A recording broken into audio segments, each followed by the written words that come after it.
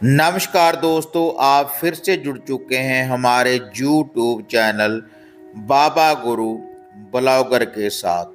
तो आज हम इस वीडियो के माध्यम से आपको सीकर जिले की जीन माता का संपूर्ण इतिहास और उनकी जानकारी देने जा रहे हैं कि जीन माता की उत्पत्ति कैसे हुई, कैसे माता रानी को माता दुर्गा से वरदान की प्राप्ति हुई।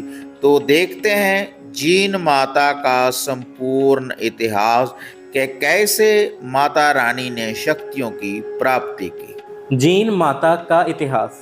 जीन माता को माँ दुर्गा की अवतार माना जाता है और उनके भाई हर्ष को भैरव का अवतार माना जाता है। जीन माता चौहान वंश की कुल देवी है। जीन माता के मंदिर में बिना बुझे अखंड ज्योत हजारों वर्षों से जल रही है। यहाँ पर जीन माता मनुष्य रूप से देवी के रूप में प्रकट हुई थी। इनकी चमत्कारिक शक्ति ऐसी है कि यह शक्तिपीठ के रूप में पूजनीय है। जीन माता के मंदिर के अंदर 8 शिलालेख लगे हुए हैं जो अलग अलग समय पर लगाए गए हैं। इनमें जो सबसे पुराना शिलालेख है वह संवत 1029 का है, लेकिन उस शिलालेख के अंदर मंदिर के निर्माण की कोई भी तिथि लिखी हुई नहीं है। जीन माता का जन्म। जीन माता का जन्म चौहान वंश के राजपूत परिवारों में गंगो सिंह जी के घर हुआ। गंगो सिंह जी चूरू जिले में स्थित गांगू रियासत के राजा हुआ करते थे। गंगो सिंह जी के कोई संतान नहीं थी।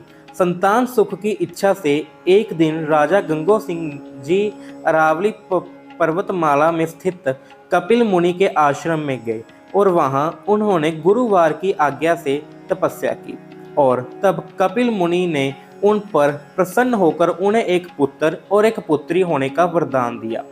वरदान के अनुसार गंगा सिंह जी के घर में एक पुत्री हुई जिसका नाम जीवन रखा गया और एक पुत्र हुआ जिसका नाम हर्ष रखा गया। बचपन से ही जीवन और हर्ष में बहुत ज़्यादा प्यार था। दोनों भाई बहन एक दूसरे को अपनी जान से भी ज़्यादा प्यार करते थे, चाहते थे।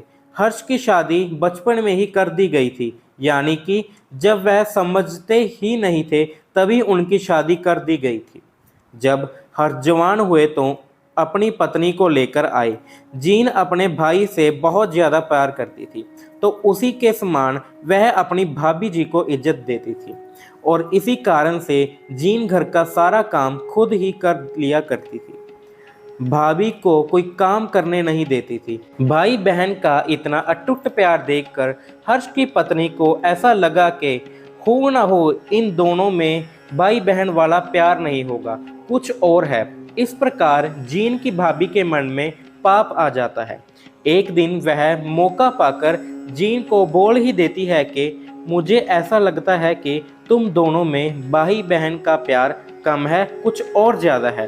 वह मन ही मन में जीन को अपनी सौतन समझने लगी थी। भाभी को ऐसे कड़वे वचन सुनकर जीन को बहुत ज़्यादा क्रोध आता था। इसके बाद जीन ने अपनी भाभी से कहा कि यदि मेरे भाई को इस बात का पता चल जाए तो वह अभी की अभी तुम्हारी गर्दन काट देगा, तुम्हें जान से मार देगा। इसके बाद जीन और उसकी भाभी के बीच में एक विवाद शुरू हो गया। तब जीन की भाभी ने शर्त रखी कि कल हम सरोवर पर जाएंगे और मटकी भरकर लाएंगे और तुम्हारा भाई जिसकी भी मटकी पहले उतारेगा वही इस घर में रहेगा। इससे यह पता चल जाएगा कि हर्ष किससे ज़्यादा प्यार करता है। उसने कहा यदि हर्ष ने तुम्हारी मटकी पहले उतारी तो यह घर छोड़कर मैं घर चली जाऊंगी, और यदि मेरी मटकी पहले उतारी तो तुम्हें इस घर को छोड़कर जाना होगा।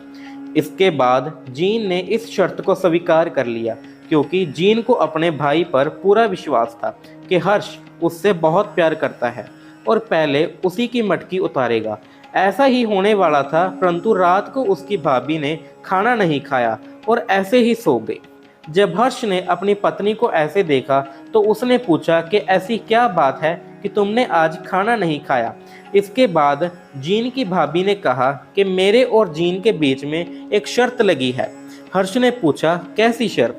लगी है। इसके बाद जीन की भाभी हर्ष को बताती है कि मेरे पास तो एक ही चुनरी बची है, यदि मैं कल इस शर्त में हार गई तो तुझे यह चुनरी भी जीन को देनी होगी, और जीन के पास तो बहुत सारी सुंदर चुनरियां हैं। उसकी बात सुनकर हर्ष ने कहा, यह कौन सी बड़ी बात है, मैं पहले तुम्हारी मटकी उतार दूंगा, जीन को तो मैं मना लूंगा, एक चुनरी की ही तो बात है। इस प्रकार जिनकी भाभी ने हर्ष को अपनी तरफ कर लिया, धोखे से उसे मना लिया। अगले दिन जीन और उसकी भाभी सरोवर पर पानी लेने के लिए गई और पानी भरकर ले आई। तभी हर्ष ने अपनी पत्नी का घड़ा पहले उतार दिया। जीन अपने भाई को अपनी भाभी का घड़ा उतारते देखकर जीन को बहुत अधिक दुख पहुंचा। इसके बाद शर्त के अनुसार जीन अपने भाई के नाराज होकर वहां से चली गई। अरावली पर्वत की काजल शिखर पर जाकर जीन बैठ गई और माता दुर्गा की तपस्या करने लगी। जीन के पीछे पीछे उसका भाई हर्ष भी उसे मनाने के लिए अरावली पर्वत पर गया।